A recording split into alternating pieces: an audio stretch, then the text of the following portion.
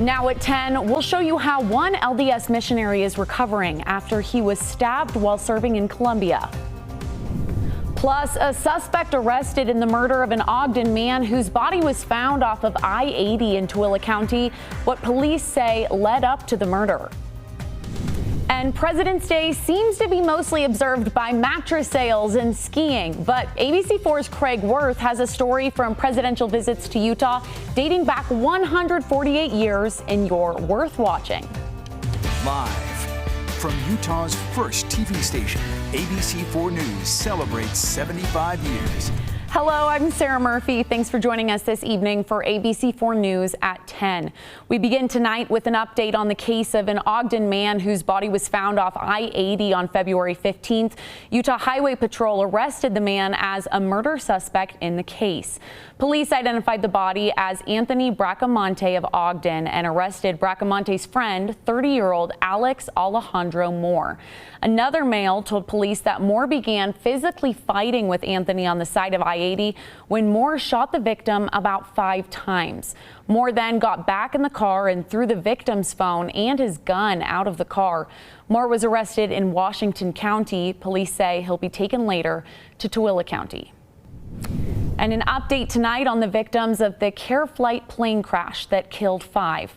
The flight nurse identified as Ed Percola, the flight paramedic as Ryan Watson, and the patient, Mark Rand, and his wife, Terry. Now, many have taken to GoFundMe to show support for the families and the victims' families and friends. One page says the flight was taking the patient, Rand, to receive life-saving medical treatment here in Utah.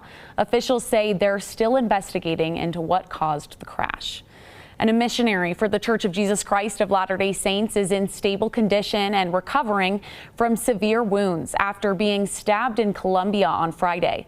19-year-old Maxwell Fish from San Antonio, Texas, has been serving in the Colombia Cali mission and was reportedly stabbed in the collarbone area, hitting an artery. Church spokesperson Sam Penrod says Maxwell and his companion were victims of a robbery and assault. Fish was the only one injured. A Facebook post from Fish's mother, Nicole, stated that his companion pulled him to a member's home who then got him to the hospital. She says he's undergone multiple surgeries to reconstruct the artery, repair the veins, and replace his collarbone. And a proposal in the Utah legislature is looking to add photo radar to school zones and construction sites to identify speeding cars. ABC4's Annika Johns joins us live in Salt Lake to show us what that might mean for you. Yeah, that's right, Sarah. Senate Bill 105 is looking to amend current restrictions in place for photo cops, which are cameras used to detect the speed of speeding cars, and then they can send citations and fees over to the home of the registered home of the vehicle. The streets lining schools could possibly see some changes in the near future. Senate Bill 105 is looking to amend current restrictions regarding the use of cameras to detect those who speed in school zones and construction sites. But if there were a way that we could see and also track people who are speeding and running stop signs, I think that'd be a great help to the neighborhood. Photo radar, or photo cops, would use cameras to detect the speed, capture an image of the vehicle, and send a traffic citation to the registered home of the vehicle. Speaking with parents and teachers, they say that speeding is definitely a problem in school zones. Especially down this road, the speed limit here used to be 25 miles, but people were doing at least 45, 50 at the most. And being a mom and I have smaller kids, I don't even let them play in the front yard anymore. Tuakoi continued on saying she believes cameras like these will hold people accountable. Our neighbor to the north of us, his friend had parked his truck right here and it was raining, and kids will be kids, of course, but they lost control because they were speeding with other vehicles, totally took out his car, and then they left the scene of the accident. She also believes that they will help with keeping those in and around school zones safe. I think it would be a huge difference if we could at least track that. If this bill gets passed, it would be nice to come down on those drivers like that.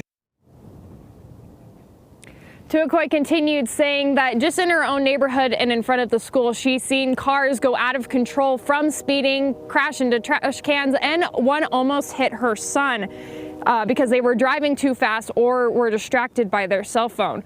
Reporting live from Salt Lake City, Annika Johns, ABC4 News. A 22-year-old Utah man is in critical condition after he was riding his motorcycle and collided with a car in Ogden. Ogden police say around 6:30 Saturday night, the motorcyclist was heading northbound near the 25th block of Harrison Boulevard when a Ford Escape made a left turn onto Capitol Street. The motorcyclist then crashed into the vehicle. He was unresponsive once first responders arrived and was taken to the hospital. Police say they didn't see any signs of impairment from either driver in the crash. And West Jordan police arrested a 37-year-old man after they say he started firing a rifle in his house. Police say Jason D. Darros was intoxicated when he started shooting inside his basement towards his neighbor's house. A relative of Darros then called 911 from outside when Darros then pointed a rifle at the family member. Police went to the home and arrested Darros on charges of aggravated assault, felony discharge of a firearm, and criminal mischief. All right, checking back in right now with Pinpoint Weather Forecast meteorologist Nate Larson. And Nate, I know it's in the middle of February and we're in the middle of winter, but I gotta say I'm getting a little sick of the snow, and I feel like you're only gonna have bad news for me tonight. Well, it's good, yeah. If you're gonna be driving out this evening like we are to go home, we're gonna be encountering some snow. In fact, it's hitting northern portions of the Wasatch Front pretty hard right now. Have one of UDOT cameras up. Looks like the plows are just starting to clear it off as well. This is I-15 in Brigham City. Looks like a good inch or so has already come down, and it's snowing pretty heavily as our storm system is making its way into our state. Winds are whipping here at the station. Still the front working its way, as I mentioned, south. Haven't quite seen the snow arrive to us yet. It's in portions of Weber County right now, and we will start to see snowflakes fly here within the next hour or so as this band of precipitation is working its way south. It is fizzling out some as it moves south through the Salt Lake Valley. Not expecting quite as much snow as we're seeing up north of us, at least with some of the snowfall estimates, but we will see an inch or two across much of Salt Lake County. Maybe even a couple more inches than that up north is where the band of snow is set up currently as it continues to work its way south. So heavy snow in the mountain areas is expected, not just tonight, but through midweek. Winter storm warnings have been issued. We'll highlight those and show you where in just a moment. Futurecast again showing that heaviest precipitation will occur overnight. This is 1 o'clock. Should be mostly done by 3, 4 o'clock tomorrow morning.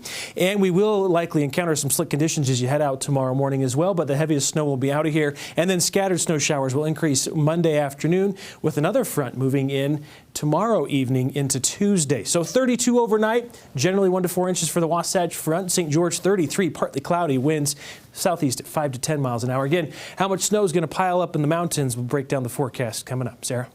All right, thank you, Nate.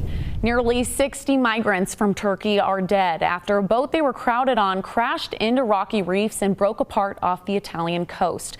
Rescuers have recovered nearly 60 bodies, with dozens more people missing. Officials fear the death toll could top 100 since survivors indicated the boat had nearly 200 passengers when it set out from Turkey.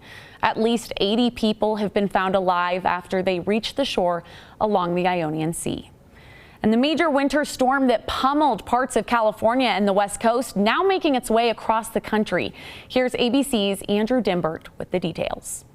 A dramatic lightning show near Shamrock, Texas, late Sunday afternoon as a powerful weather system sweeps across the country. Tornado watches and warnings have been posted in Texas, Kansas, and Oklahoma. The lightning continued as night fell. Millions of Americans are in this storm's path. Right now it is North Texas and the Oklahoma Panhandle, but really it'll extend all the way into the Ohio River Valley. This is the same system that brought rain, wind, and snow to the West Coast. Cleanup underway in California, where the storm's strong winds knocked down trees, crushing cars and homes. Numerous vehicles left stranded on flooded roadways. Erosion from the storm caused this rock slide in Los Padres National Forest. In Pasadena, this man had to be rescued from the fast-moving waters after falling into a creek. And in Valencia, several motorhomes fell into the river when this embankment collapsed. Luckily, no one was hurt. In the mountains, whiteout conditions made driving difficult. This truck crashed into a snowplow. Drivers now digging out their vehicles. As the storm moves east, the upper Midwest forecast calling for more ice and snow, including parts of Michigan, where thousands of customers are still without power. 5 days after a storm blanketed parts of the state with ice. The storm then expected to move into the Northeast. North of New York City is where you'll see the most significant accumulations in through Tuesday morning and Tuesday afternoon. 6 to 12 inches in some spots, especially the higher elevations away from the I-95 corridor, but a significant winter storm in the Northeast as well. The town of Shrewsbury in eastern Massachusetts already blanketed with snow earlier this weekend, and that area could see more. Andrew Dimbert, ABC News, New York. All right, coming up, we've got a live look. This is, I believe, Solitude. We've got snow showers increasing across the northern part of the state. How much could pile up in our mountain areas? We'll break down the winter storm warnings in effect. Details after the break.